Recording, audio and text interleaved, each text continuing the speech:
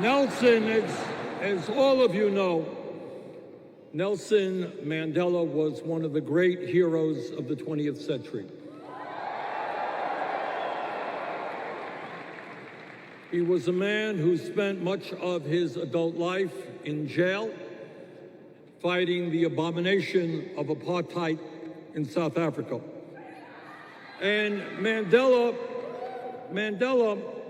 made a statement once that I have never forgotten, and let me quote it to you, because it's a very profound statement. And he said, and I quote, "Everything seems impossible until it is done."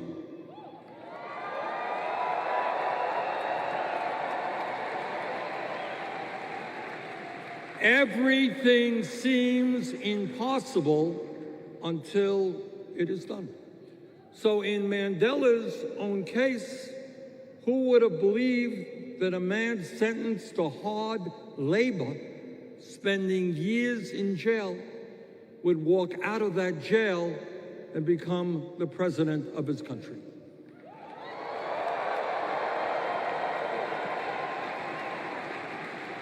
Who would have believed that a young girl born in poverty in Somalia, living in a refugee camp in Kenya, would someday become an extraordinary member of the United States Congress?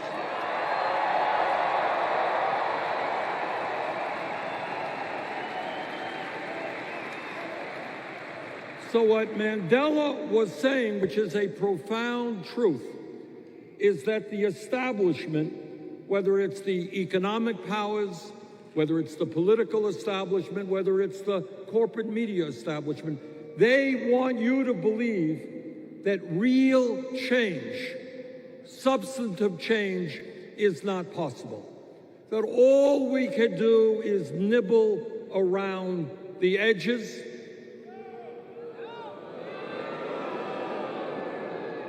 Well, I respectfully disagree.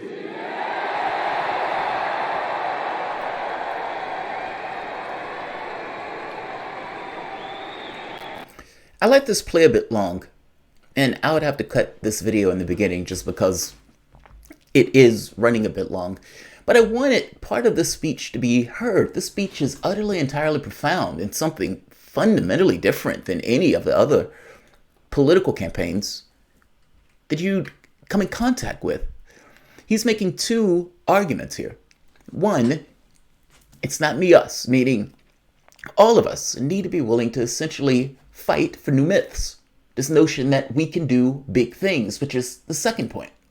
For the last 40, 50 years, this country has had a healthy dose of propaganda from the media and political class telling them that you can't do big things, that visionary politics is over, and this notion of New Deal politics where we look after us is to the side. Now, mind you, there's a huge amount of money that goes into the political space, being Democratic Party and Republican Party, not to mention the media space, in order to put that particular bit of propaganda out. My rage, my ire, the thing that bugs me about the Democratic Party is, yes, the cheating of Sanders, but also this notion that the party that was supposedly on the left, that was supposedly representing the left, meaning the 99%, in a Faustian bargain, threw that to the side, abandoned this notion of working for the workers, for the middle class, for the poor, because ultimately, in their mind, they have nowhere else to go anyway. So why do we need to do these things? We just need to find other things that they can support, almost like a football game. But the real items, the big items that would dramatically affect your life, my life, are off the table. The best that we can do is nip at the edges. This has been the Democratic Party mantra for the last 40, 50 years. And God knows if the Democratic Party is not going to support it, the Republican Party damn sure is not going to go that route. I reject that. Fact of the matter is we can do big things. I keep making the point that we put a man on the moon. They had no idea how they were going to do it. What matters is vision. What matters is this notion of new myths that allow people to get on the same page. What you're hearing here in this speech, this dramatically amazing speech, is that we, as a united front, black, white, gay, straight, young, old, trans, whatever, can be united under the banner of an issue of class. Can we do big things? Yes, if we're on the same page, we can do big things. Do we have to only nip across the edges? No, we don't have to nip across the edges. And if your political philosophy, what you believe of in the sense of politics, ends up with Trump or Ted Cruz or Mitt Romney, then you've done something wrong. Trump wins. I guess I'm making the point that he wins because your political philosophy has been fundamentally wrong. We are at an inflection point. You don't get these inflection points often. Oftentimes it takes decades in order for you to get the opportunity to correct, to rejigger the political space, to give it a change in regards to the hegemonic shift. The Democratic Party and their particular philosophy, this neoliberal policies, markets are the greatest thing forever, all praise the 1%, has hit the skids. They have fundamentally found themselves to be unworthy of being in that office. You can't lose 1,100 seats all throughout the United States, the House, the Senate, the Supreme Court, and not even fight for your seat in the Supreme Court. And the president lost it all. And could come back to me and say that you're adults in a room and you have legitimacy. Fact of the matter is, Sanders, in making this argument, not me, us. He's talking about it from the standpoint of a political revolution, and not just that, talking about it in the standpoint of us as a united front. It's not just backing up your particular identity. It's also this notion of us as a collective front. This identity politics matters less than issues of class. Yes, Obama was black. He got in office and I celebrated such. By the same token, he gave 95% of the wealth to the top 1%, meaning 95% of income gains to the top 1%. Yes, he's black. Great. But does that help the people at the bottom of the income scale that lost their homes while he threw his body on the fire for the banks? Did they help the Native Americans when they were getting their head bashed in by oil police? The answer becomes no. Did they help the bottom end of the income distribution scale? Did it help the people? Yes, you had more people on healthcare. By the same token, you still had 20 million people that didn't have healthcare. I guess I'm making the point, him being black had nothing to do with the real things that matter to the individuals in the country itself. I don't care what Sanders' race is. I don't care what Sanders' gender is. I care about the policies. Amazing speech. I'm to cut it, but amazing speech. I want to talk about a Sanders surge. What I mean by that is, when you're looking at the polling after the heart attack, it seems that something is different and that something has changed, even though I can't necessarily put my finger on what that difference is or what that change is. And nevertheless, it is there. I see it in the video numbers, meaning the people who support videos that have Sanders on it. Those videos go up or down based on the amount of support that Sanders is getting. Sounds strange, but it's true. You can also see it in the polling. Interestingly enough, when you read into the polling itself, you see certain themes that perpetuate themselves across the polling. Elizabeth Warren gets the white vote. She gets the educated vote. Biden gets the elderly vote. Buttigieg doesn't get support among minorities. Sanders, the poor, and multiracial. Not to mention the youth. Let's look at polling. And let's look at what I am calling a Sanders surge. Welcome to the Soapbox.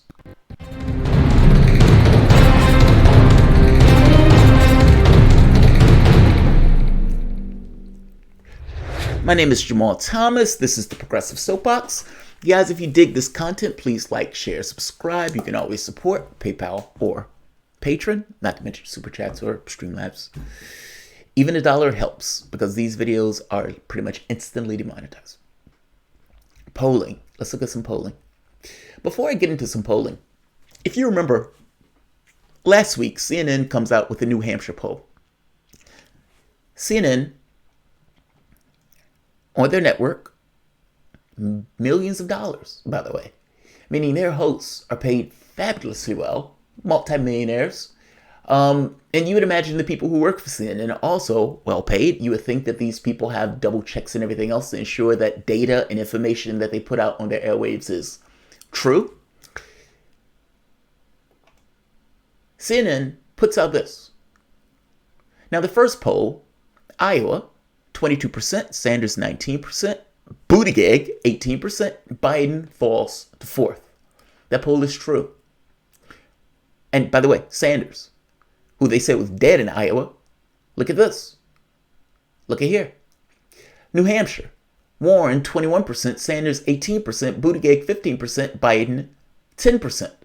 Falls to fourth in New Hampshire also. What's wrong with this poll, though? What's wrong with this? This is CNN's own poll, by the way. Their own poll. And they got their own poll wrong.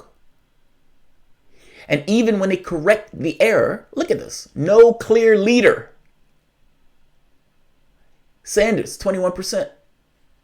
First poll was a fabrication and outright lie. The second poll, you're trying to add into the fact that there's no clear leader. Here's the thing. Is this a mistake? Meaning, are you incompetent or are you just lying? This happens too often in regards to the way CNN positions stuff. Is this a mistake or are you lying? Meaning, are you incompetent or are you just outright flagrantly lying?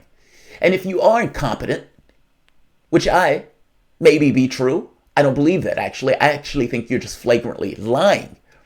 If you are indeed incompetent and you use incompetence for an excuse, what does this mean for your other stories? You have an entire network, millions of dollars between your network hosts and whoever does your graphics. And the only thing the person who did the graphic needed to do was look at your own poll.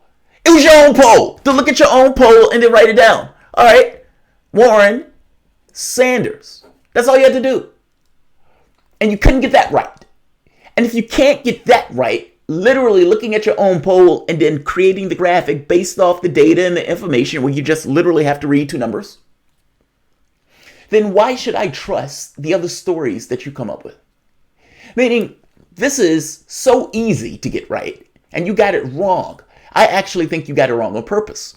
But if you do claim incompetence, what does this mean for your other stories? Why are you incompetent just here?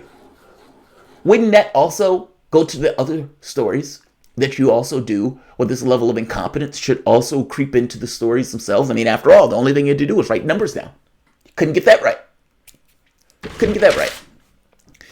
Let's go to this one first.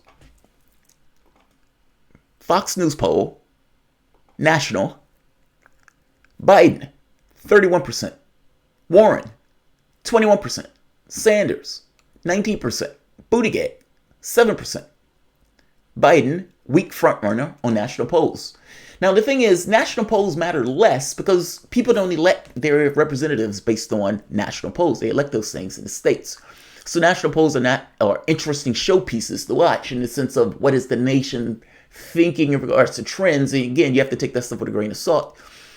Trends are more interesting to me, and what they say in the poll is more interesting to me, even though I do care about the main number, especially as the number fluctuates. But look at the change. Well, let's go to the next one first. NBC News poll, Wall Street Journal. Biden, 27%. Warren, 23%. Sanders, 19%. Sanders is up 5 since September. Warren is down 2 and Biden is down 4. Sanders surges in this poll. Now, I gotta be honest, this doesn't bother me because it's only 4-point difference between Warren. And as Biden is a weak frontrunner in this poll, not to mention the gain of 5. In the Fox News poll, Biden, again, weak frontrunner. Warren is in spitting distance. Sanders is in spitting distance of Warren.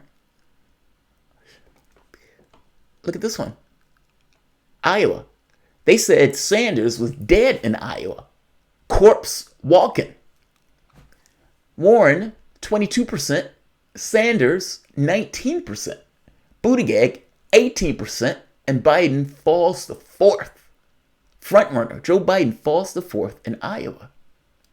These are getting into state polls. Like I said, national polls are interesting showpieces, but what matters is in the states. States choose the candidate. Michigan, Biden, 34%. Sanders in spitting distance at 28%. Warren nowhere close, 19%, 10 points away.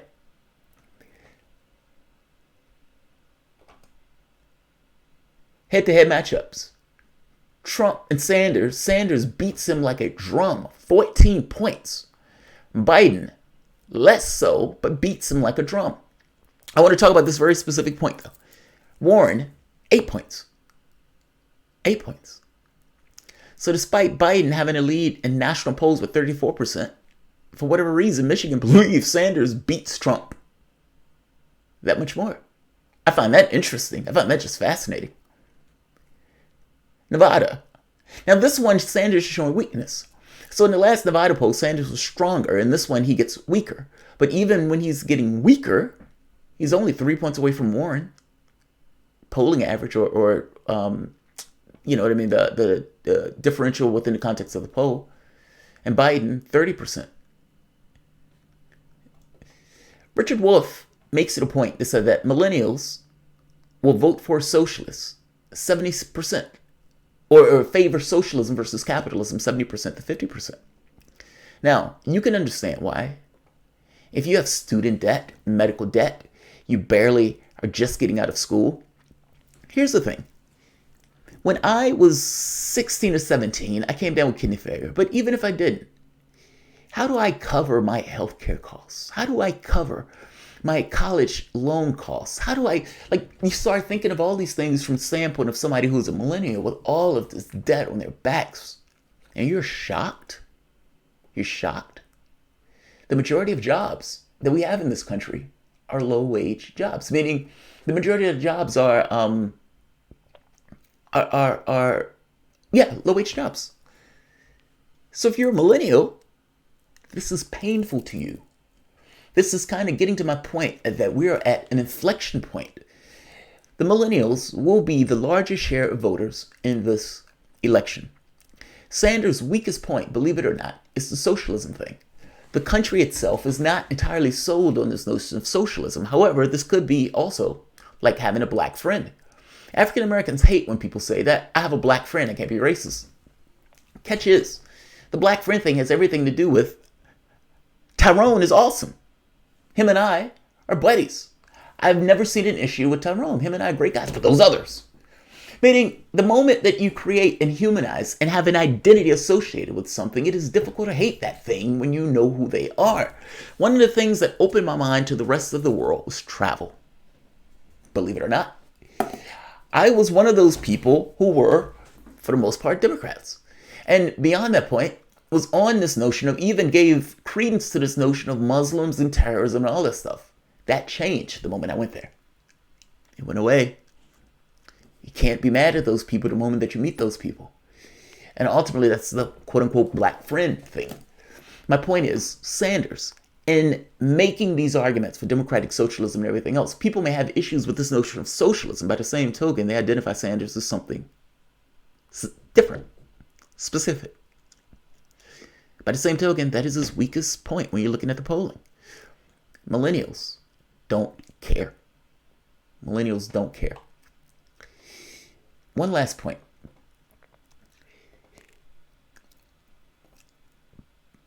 The polling has an interesting dynamic. And it's part of what Sanders was talking about. This notion of what do you want versus what you're terrified of. Meaning, vision and people thinking of big things and doing big things and getting things accomplished. Yes, we're going to get rid of poverty. Yes, we're going to increase the amount that the elderly get from standpoint of Social Security. If you work your entire life, even if you don't work your entire life, but typically, if you work your entire life, you give your brains, your muscles into making the society what this society is, you should not go broke or be hungry or be in a difficult situation where you make the choice between drugs and food in your elderly age, when you no longer have the capacity to work. New myths. New myths. Meaning the myths that we've been going by, that we can't do big things, that we can't get big things accomplished. You get Obama talking about hope and change, but he's using that because he knows the public wants something else. They want this kind of visionary political force that gets things accomplished. He leveraged that. He used that in order to get into office, knowing goddamn well that he had no intention on delivering on those big things. You think Sanders is a true believer? Or you think he's an Obama? Nobody in their right mind believes he's an Obama. He is a full-blown true believer. What he also knows, however, is in order to get those big things accomplished, you need new myths for those people to be on the same page. Everybody in this audience. And what I mean by new myths?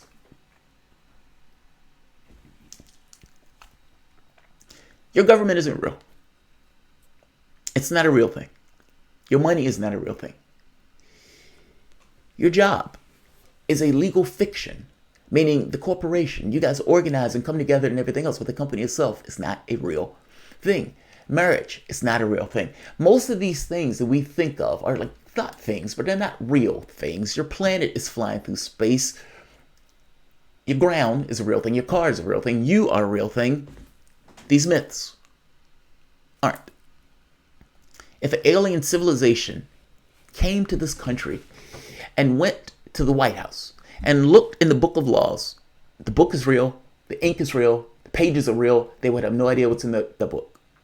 Those laws, those things are in your head. The money and the value of that money is in your head. You have various things that you can use for the value in terms of cash. It doesn't have to be gold. Gold, in that sense, has no value other than what you can use it for. All of these things are not real, despite the fact that we organize ourselves around these things as if they are. The same thing is true from this notion of what you can get accomplished. The Democratic Party, despite being the party on the left and despite being the party that's supposed to attend to the needs of the individuals in a society, that's supposed to blunt the edges of the capitalistic system, have not been doing that. They've been doing the opposite of that while trying to make themselves least worse than Republicans so people like Sam Cedar can get on their show and say, hey, this guy's the least worse, so you should always vote for that guy. It is imperative that the public believes what it can do. And from the standpoint of a visionary process and a visionary political force of saying, yes, we can do these things and getting all of these people on the same page, black, white, gay, straight, transgender, whatever, getting all of these people on the same page under this notion of new myths. Can we get rid of hunger? Yes. Then we should do that because it is horrible for a real thing, a person that can feel pain and that can suffer and that can get hungry, to endure that when it's a policy choice that that person endures that, despite the fact that that individual thinks, because of the way our society is structured, that it is entirely on them. Poverty is a policy choice. People going hungry is a policy choice. People not having health care is a policy choice. Those are things that your society has decided one way or the other. Sanders' point here is that all of us are united. All of us are together. And whatever the myths you were operating on beforehand, throw them in the garbage and come up with new myths in the sense that, yes, we can do big things. And yes, us, together, united, on the same page, can accomplish the political objectives that you seek to accomplish. His point is that we need new myths. And we can be organized around those myths. How do you get, tell me, 300 million people to organize under one country? How do you do it? How do you do it? If you're part of a tribe, fair enough, but there's only 6 of you. How do you get 300 million? You get them by a body of laws, by a code of ethics and conduct that for the most part everybody is born into and they accept de facto. Meaning there's some people as they get older that accept the rule of law and everything else, but ultimately we organize around a certain body of myths. My point is that under the context of those myths, below that, his argument is we need a new order of thinking in the sense that, yes, despite what you've been told for the last 40 years by people who had a self-interest in ensuring that you didn't buy into this notion of big things, don't believe them. Big things are possible. The speech is awesome. I love the speech. You have no idea how much I love the speech. And yeah, it does seem like Sanders is getting a bump. This video has gone extraordinarily long, but that's because I had the opening run long. I'm going to cut this for people who are seeing this secondary to this live video. So you may not see the beginning and lead into that, but I will put the speech below because it's a really good speech. I've been to Sanders' speeches before. I went to the one that was in, I think it was Temple University. And it took like 5 hours for us to get in, freezing cold out. But in comparison to Trump's hate rallies, all of these people were here. I don't know any of these people.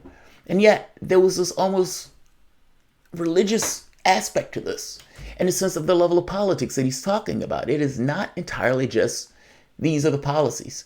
A lot of this has to do with people on the same page believing that those things can even take place. And everybody there, for the most part, was on the same page. You're not going to be in complete ideological alignment with everybody there. However, same page. And the basic things of, can we ensure everybody gets health care? Yes, we're on the same page on that front. Can we ensure that the elderly don't go hungry or go without their meds that they get? Yes, we're on the same page with that one. Can we ensure that people go to school without mountains of debt? Yes, we're on the same page with that one. I guess my point is, from the standpoint of a policy position, despite me not knowing these people, we, for the most part, found ourselves on the same page. New myths. That's his point. People won't vote for dude who has had a heart attack. Well, the polling says you're wrong, Film Co-op. Here's the catch. It doesn't matter if Sanders had a heart attack. Whoever Sanders put as his VP is going to be a person who he believes is going to follow up his legacy. I have no issue with Sanders having a heart attack. Even if he dies in office, the person he put in as VP will continue the legacy just from the standpoint of him as a martyr. I hope you understand what I mean by that. It doesn't matter that he had a heart attack. And when you ask people in the polling, do they care? They don't care. Marcus Will, Sanders need to take a dig at Warren. He won't do it. Ish. I mean, Warren has come out with her healthcare plan, and Warren's healthcare plan deviates from Medicare for all. Sanders has come out and said, look, my plan is more progressive than hers. It's a policy discussion at this point. Instead of Warren just saying, yes, I agree with Sanders, period. She didn't do that. And because she didn't do that, now you've created a daylight between who you are and who she is, and the people on that Democratic stage will use that as a cudgel to attack one or the other. Sanders has been straightforward about, yes, the middle class will see a tax increase. Personally, I think this is a good idea. I think it's problematic for a country like the United States that has this idea of individualism for people to not realize and not believe that they're paying for their own health care. Meaning the moment that people have a stake in the health care, they're not getting it for free. They are paying for it. They are invested in it. It's kind of like FDR's argument for Social Security. It is hard to get rid of something when a payroll tax is being deducted, showing that that individual is contributing to it. FDR was right. 60, 70 years since that program has passed? And that program ain't going anywhere.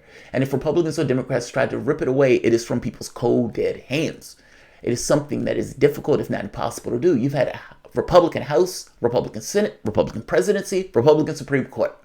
And yet, Medicare and Social Security are still there. What I put to you is that if Medicare for All passes, and if Medicare for All has a payroll tax, the individuals that are involved, especially going 10 years, 20 years out, will in their head say, I am contributing for this and I'm paying for this and you're not getting rid of this. That's important. Warren's plan doesn't entirely do that. Denise Gibson, Warren would be a disastrous president. Warren is a wild card for me. I have no idea what Warren is going to do. I don't trust Warren as far as I can throw her.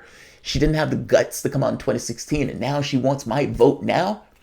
You didn't support my guy. You didn't support my guy. Why do you want my support? And here's the catch. The fact that you didn't support my guy when it was necessary to support my guy in 2016, and now you come out with hat in hand looking for me to vote for you, even if you win the primaries, good luck. Good luck. Let Clinton get you those votes. If you don't want to support my guy, somebody who was ideologically close to you, good luck. This is what accountability looks like. Amy Matera, Jamarl, you keep talking about Bernie surging. When are you going to mention Buttigieg being strong in the fourth? Well, it's right here. New Hampshire, right? I don't follow Buttigieg, like talking about, only when he becomes an issue. And strong in the fourth. That's just funny. Oh, I get you. All right. You know what I'm saying then? Good. It took me a moment to get. I was like, strong in the fourth. What the hell are you talking about? Now, Buttigieg did pop up, crawled over Biden in Iowa, but keep in mind, Iowa has a caucus. Caucuses are different. Iowa's a caucus. But yeah, Buttigieg strong in the fourth. It took me a moment to get that. That's funny, Amy. That's funny. And what is this one? God, I can't see it. So Fryer, I can't see it. I can't see your thing. Hold on. All right, and I'm going to end this here. Thanks for the channel and Real Talk. Zo Fryer. Aw, thanks, man. I try. This video has gone monstrously long, but I try. And yeah, Sanders, whatever they want to say, is doing his thing. He's doing his thing. Keep in mind, they act like Sanders was on his deathbed. They act like he was on his deathbed. And what do you know? Look around. In every state, meaning upcoming states, with the exception of South Carolina, Sanders is either in the lead or in spitting distance of the lead. That doesn't look like a campaign that's on his last leg. Sanders has more money, meaning the amount being raised, meaning he's raising more money. He has more money in reserve, and not just more money in reserve, number of volunteers. He's blowing out stadiums. I mean, look at this. The stadium is jam-packed. Biden can't fill an outhouse. But yeah, he's on his last leg. He's on his last leg. Like, share, subscribe. Thanks all. Let me try that again. Like, share, or subscribe. Warren is a pathological liar. I think Warren is a political animal that would say whatever she has to say to get elected to support whoever she has to support. She's working with Clinton behind the scenes. The woman has claimed she was a Native American for the last 40 years. And apparently that has given her a ton of experience in regards to pretending also to be a cuddlier version of Sanders. While I do believe she will probably punch a banker in the throat, the other stuff I don't buy into. Her policies on war is utterly atrocious. Her policy on Israel is utterly atrocious. And when it comes to domestic policy, why do you believe what she is saying on this stuff? She will deviate and she will move from Medicare for all. And by the way, I don't even think she supports Medicare for all. Medicare for all is a bill. You either support it or you don't. And the stuff that she's coming out with is a deviation from Sanders' bill, meaning it's not Medicare for all. If she was for Medicare for all, she would have just said so, meaning the bill. Kamala Harris also says she's for Medicare for all. Is she? And at this point, Yang is talking about disingenuously saying whatever the hell he's coming up with is Medicare for all. They're using this as a touchstone, not necessarily because they buy into it. That's my point. I don't trust Warren as far as I can throw her. And at the end of the day, you didn't support my guy in 2016. Why are you coming hand in hand for me to support you now? One last point. Warren gets support from women. 30% of Democrats say they would prefer a woman. I find that interesting. By the same token, they also think that a white male would stand a better chance against Trump. Isn't that interesting? I find that interesting. And even though I thought it, I would have never said it, and yet the polling shows it. It's fascinating. Will Warren accept Bernie's endorsement when he does? Oh, don't say that, Marcus will. Don't say that. That hurts to hear. That hurts to hear. I hope Tulsi doesn't go all the way to the finals. First point. I hope she does support Sanders if Sanders looks like he's going to win the nomination. Second point. If Tulsi won the nomination, Sanders would support her. Third point. Warren would most likely fold into Sanders if Sanders gets it. The problem is, I strongly believe that Warren was put in here to split the vote. And when it looked like Biden was a weak frontrunner, she started to get more of a nod in the sense of, all right, if it's not going to be Biden, let's at least go to her. I don't doubt for one moment. Obama and Clinton were pushing Tom Perez to get into the Democratic committee thing. Why would I think that it would be different from the standpoint of the presidency? I strongly